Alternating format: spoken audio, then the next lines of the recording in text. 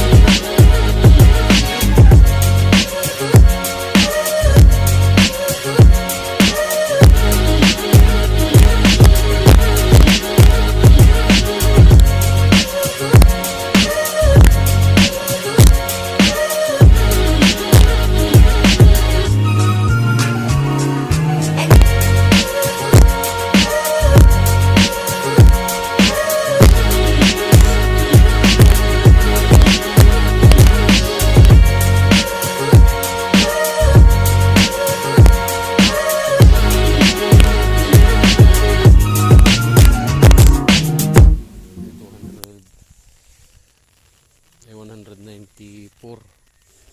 Yung 9 is 9 cm. Ay 9 mm is 80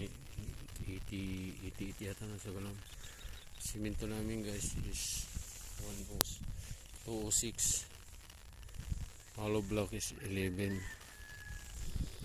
Medyo nakamura kami ng konti. Bali yung mga nagtatrabaho rito guys, mga guardian, tulong-tulong sila. Ayan, kasama ng kapatid ko na nasa Hong Kong. Kilala niya, kaya medyo mabilis yung trabaho nila. Ayos din. Bali ang ginamit naming bakal is size 9, 10, saka 12.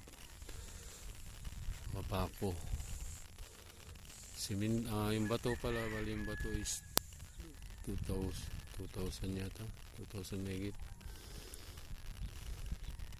Hindi ko not sure masyado kasi yung resibo niya nasa bahay.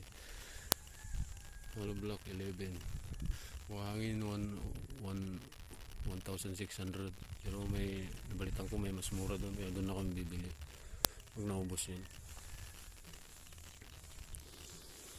Yung magastos magpatayo ng bahay, kaya makakamura rin si Marina kasi, yung kapatid ko kasi medyo tulong-tulong yung mga guardian na kakilala niya. Kaya medyo nagka-purma na yung biga na lang para magpetso sa kaya kahoy. Yung kahoy ang susunod. Ewan kung saan kukuha ng kahoy. Papachinso o bibili ng wood lumber. Ayan guys. Hanggang dito na lang yung vlog ko guys. Pa-support naman, pa-like, share, and subscribe. Sa mga hindi pa ka-subscribe dyan, pakurot na lang. Thank you. Pang-inspire sa mga gustong magpatayo rin ng bahay na matupad mga pangarap natin. Thank you guys. Buds sana sa YouTube, paki-subscribe. Thank you.